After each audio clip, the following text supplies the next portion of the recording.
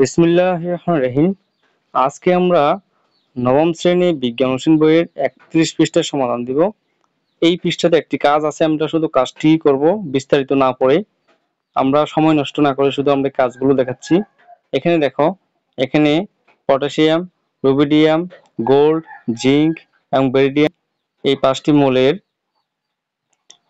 অবস্থান দেখাবো। তো তোমরা অবস্থানের সাথে সাথে আমি কিছু বৈশিষ্ট্য বলে দিব। যেহেতু আমরা সৃজনশীল ক্লাস করে থাকি, বৈশিষ্ট্যগুলো বলে দিব, তোমরা বৈশিষ্ট্যগুলো শুনে লিখে রাখবা। এখানে আর কোনো কাজ নেই, শুধু এখানে এই পৃষ্ঠাতে 31 পৃষ্ঠাতে শুধু এই 6টি মৌলের শনাক্তকরণ বিষয় আছে।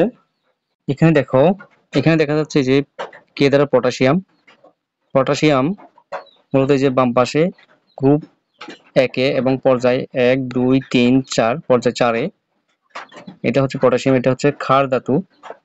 পটাশিয়াম হচ্ছে ক্ষার ধাতু, ইলেকট্রন আসক্তি আছে। এখানে দেখো, এই যে বাম পাশে রুবিডিয়াম হচ্ছে গ্রুপ 1-এ এবং পর্যায় 5। আর ক্ষার ধাতুর বৈশিষ্ট্য হচ্ছে পানির সাথে বিক্রিয়া করে হাইড্রোক্সাইড গঠন করবে। আর হাইড্রোক্সাইড হচ্ছে ক্ষার, যেমন সাবানের মতো ফেনা হবে এবং শরীরে লাগলে ক্ষত হয়ে যাবে। ক্ষার মূলত ক্ষত হয়ে যায়। এখানে পর্যায় সারণীতে ইউ দ্বারা বোঝানো হয়েছে গোল্ড। আমরা গোল্ডটাকে একটু জুম করে দেখাচ্ছি। এই এখানে দেখো, এই যে গোল্ড, ইউ দ্বারা গোল্ড বোঝানো হয়েছে। এটা হচ্ছে একটু, এই গোল্ড হলো গ্রুপ 11 এবং পর্যায় হচ্ছে যে 6, পর্যায় 6। গোল্ড হচ্ছে যে একটি ধাতু, একটি মূল্যবান ধাতু, যে স্বর্ণ দ্বারা আমরা কি করি, অলংকার তৈরি করি। এখানে জিঙ্ক হচ্ছে যে, দেখো, জিঙ্ক গ্রুপ 12 এবং জিঙ্ক হচ্ছে যে মূলত 10টা। এখানে পর্যায় হচ্ছে যে 4, তো জিঙ্ক 4-এ আছে। আমরা একটু যদি একটু ছোট করে দেখাই, জিঙ্ক হচ্ছে যে 4-এ আছে, পর্যায় 4 এবং গ্রুপ হচ্ছে 12। এই হচ্ছে, এটা হচ্ছে মূলত জিঙ্ক, মূলত ধাতু 10টা। এখন আমরা বিএ অর্থাৎ বেরিয়াম কোনটা কোথায় আছে সেটা আমরা বের করব। এখানে দেখো, বেরিয়াম হচ্ছে গ্রুপ 2-এ অর্থাৎ পর্যায় 6-এ। এটা হচ্ছে মৃত্তিকা ধাতু। এটা হচ্ছে যে, দেখো, পারমাণবিক সংখ্যা সহ দেওয়া আছে 56 এবং ভর সংখ্যা দেওয়া আছে 137.33, 137.33। 15, এই যে গ্রুপ 15 হচ্ছে যে অ্যাশ বি দ্বারা বোঝানো হয়েছে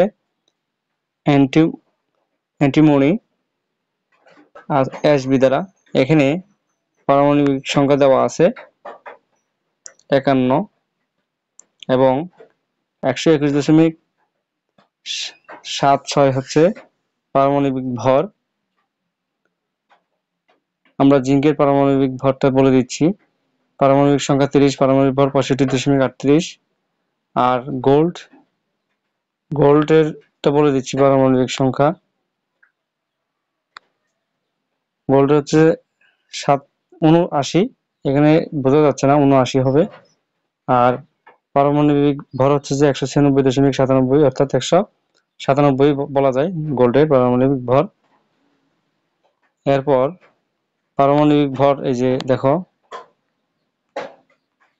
আমরা বেরিয়ামের পারমাণবিক ভর দিয়েছি, এখন পটাশিয়ামের পারমাণবিক ভর বলে দিচ্ছি। পটাশিয়ামের পারমাণবিক ভর হচ্ছে যে 40, এখানে 40, আর 19 হচ্ছে যে পারমাণবিক সংখ্যা। যদি একটু জুম করে দেখাই, এই যে দেখো, পারমাণবিক ভর 19, পারমাণবিক সংখ্যা 29, পারমাণবিক সংখ্যা হবে যে 29, সরি, পারমাণবিক সংখ্যা হবে 29 পটাশিয়ামের।